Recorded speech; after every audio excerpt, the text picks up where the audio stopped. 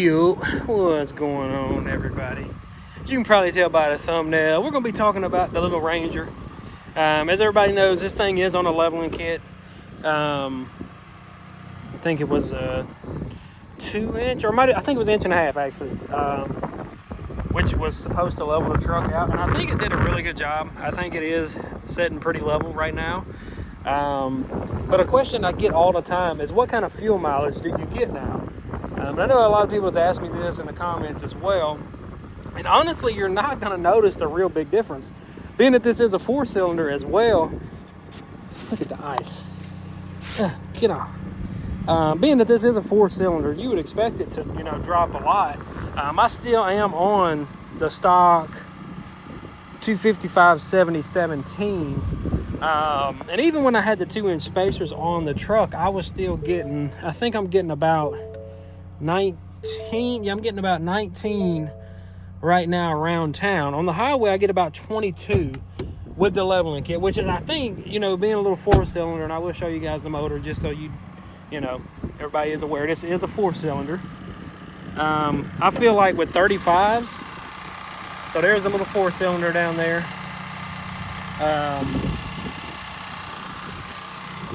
But yeah, I feel like with 35s or 33s, you'd probably still get anywhere from, I want to say probably 16 to 17, depending on, how you drive. You would still get pretty good gas mileage. And I am missing a lug nut on my front wheel. What the freak?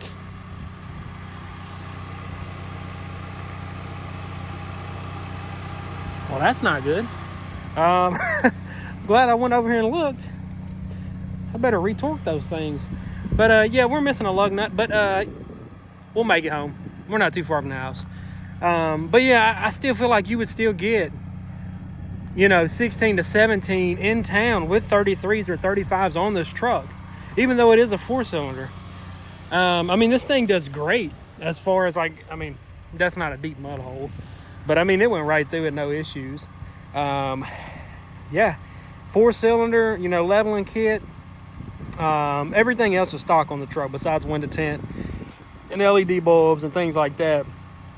But yeah, I'm getting 19, which I think is really good. I think I get, I want to say 16 around town on the Denali, which it is, a V8. So I would expect it to be a little worse. But I honestly expected this thing to do a lot worse on gas, considering the engine size. But as you guys see, we're getting 19, and I'll probably put about 150 miles on it just from around town since I've been back from the mountains, because I know a lot of the miles on this truck were going back and forth to the mountains. But yeah, 19 miles per gallon around town, 21 on the highway, and it's pretty accurate. That's where I said, even with the spacers on the truck, I was still getting about the same as what I'm getting now. The spacers are not on the truck anymore, and that's probably why I'm missing a lug nut. I probably didn't torque it down correctly. But that's another day's project. But yeah, other than that, like I said, I've put about 2,000 miles on this thing, and I'm still enjoying the truck. Man, check that water out. That stuff is moving kind of quick. It's pretty deep. I don't know where it's coming from. But yeah, we're getting about 19 with a leveling kit, 4-cylinder. Now, I don't know, like I said, this is my first Ranger, so I don't know how the 2.7, the V6 does. But I feel like for a 4-cylinder, this is doing very well. And even when I had the wides on this thing, like this little 4-cylinder, it's got a pretty good amount of, torque to it. It would even spin those 22s with the 33s on there. It would spin those tires, because I tried it. I took traction control off when I had them on, and it would spin those tires. Which is, it's kind of crazy, a 4-cylinder back in the day, a 4-cylinder didn't make no power at all. And now you got these little 4-cylinder trucks, and even 4-cylinders in a full-size truck that turn them and move tires just fine and make almost 300 horsepower, which is crazy just considering the size of the engine. But it's crazy what those little turbo engines will do. But yeah, I just wanted to make a quick video to let some people know what to expect if you was planning on, you know, purchasing one of these things, which if you're going to use it for a daily, like back and forth, you do a lot of commuting in town, this is a perfect truck for that, just considering your gas mileage. If you keep this thing stock and you don't do anything to it, it's perfect. I mean, even now, leveling kit, stock wheels and tires, it still gets great gas mileage. I mean, when I fill this thing up, I get about, I want to say right at 410 to 420, depending on where I get my gas from. And it takes like $40 to fill it up. You can't really beat it for almost a full-size truck. You can't really beat it. Because like I said, I've test drove the Colorado, and it's not near as good as gas, near as good as this thing is on gas. I was looking at the Nissan. I was checking out the Frontier earlier today, actually. I went up there to look at them. And those things, they're nice, but I feel like the Ranger, I did read some specs on, you know, the Frontier. The back seats were kind of the same. I feel like the Frontier has a lot of room like the Ranger does compared to the Colorado. But the Frontier, like, it's a V6, and it's not making as much horsepower as this thing, I don't think. I was looking at the specs. I could be wrong. I could have read it wrong, or I could have been looking at the wrong thing. Or that could have been a 4-cylinder. I don't know. I thought they was all V6s. But if anybody knows, let me know.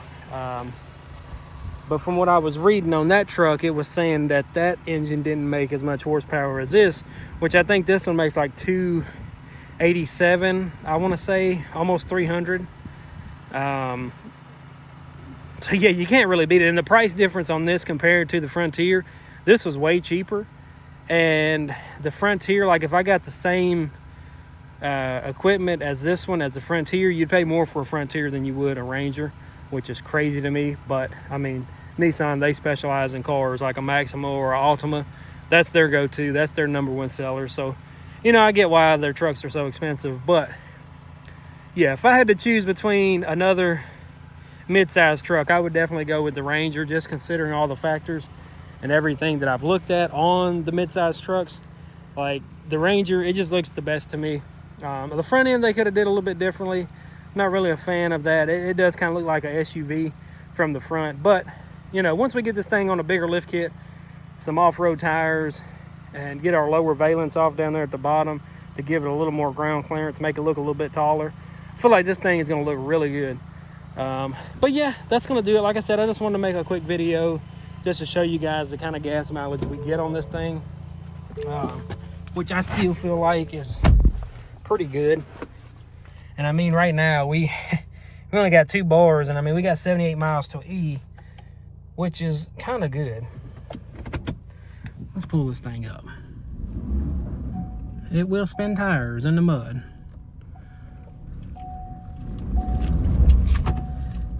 But it definitely will hook in the mud too.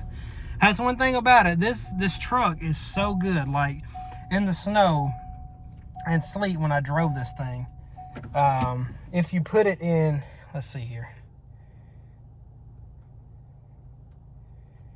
Come on, one more. If you put it in a slippery mode, it automatically goes into 4-wheel drive. And when I say this thing, you have to take traction control off for this thing to spin a tire. And I was trying to force it to spin a tire just to see what it would take to spin them in the ice, and it would not lose traction, which is phenomenal. I think it's a lot to do with the tires as well. These tires are pretty good tires. But like, even like you can switch it to 2-wheel drive as well. And even in 2-wheel drive, it was still having a hard time spinning a tire until I took traction control off. And then, you know, you got your rear diff locker, which I think is another great thing, because a lot of trucks, to lock your diff or change from 4-wheel drive to 2-wheel drive, the truck has to come to a complete stop. This one, you do not have to do that. All you have to do is let off the accelerator, and it'll switch from 2 to 4, which is kind of cool, you know, because a lot of times if you're going through mud and you feel like you're going to need 4-wheel drive, stopping while you're in the mud is not going to be a good idea to do, because 9 times out of 10, you're going to get stuck. Let me show you guys. As a matter of fact, I'll go ahead and show you real quick. See if it'll do it. Okay, it shifted to 4 high. Okay, let me get on this straightaway. And this is a little turn road. I'll shift it into 2-wheel drive and watch what it says. Huh. let me see. Yeah, release accelerator pedal to shift into 4. So all you got to do is release, you know, the gas pedal, and it'll shift from 2 to 4, which I think is a great feature to have. I honestly do. But yeah, that's going to end the video. You know, there's a lot of great things this truck has, considering, you know, the price point and, you know, the size of it. You can't really beat it. And even the gas mileage now, just seeing what you get after a leveling kit. Like I said, I feel like with some 33s or some 35s, you'll still get pretty good gas mileage, you know, on the highway. Around town, depending on how you drive the truck, which I usually don't beat on my trucks too much. I think you'll see anywhere from 15 to 16, you know, miles per gallon with some 35s. But yeah, I'm gonna get this thing back home, and I'm gonna check my lug nuts to make sure everything's torqued to spec, because obviously it's not, that we're missing a lug nut now. But yeah, that's gonna do it for this one. Like I said, if you guys enjoyed, go ahead and hit that like button. I'm gonna hit that sub button as well, and stay tuned, because we got a lot more stuff coming for this thing. Just been trying to decide on exactly, you know, what I want to do to it. I know they are coming out with lift kits now finally. So I feel like we might get a bigger lift kit. Maybe if they come up with like a 4.5 inch lift kit where we don't have to do any cutting, I might do that. I don't know if there is any cutting required on a mid-size truck. Like I said, I've never done a lift kit on them. So I'm gonna do some research and see if we can get a like 4.5 inch lift, because like I said, I don't plan on keeping the truck forever, but I am falling in love with the truck the more that I drive it, and the more, you know, that I do modifications to it. So we might end up keeping this thing. I don't know yet. Because my plan was to keep this for about 1.5 years, 2 years tops, and then trade it in. But I don't know, man. This truck, you got to drive one to really know what I'm talking about. Like, I'm all for a full-size truck, but after you get in here and drive, you know, one of these smaller trucks, you really can't notice much of a difference until you pull up beside a full-size truck. That's the only way that you can actually tell how much smaller these are to a full-size truck. But inside, you barely can tell, especially if you have a Toyota Tundra and you come from a Tundra to this, you're gonna feel like you're in the same truck. But yeah, I'm gonna quit rattling on. That's gonna do it for this one. Like I said, if you guys enjoyed, hit that like button, subscribe, and I'll see you guys in the next one. Peace.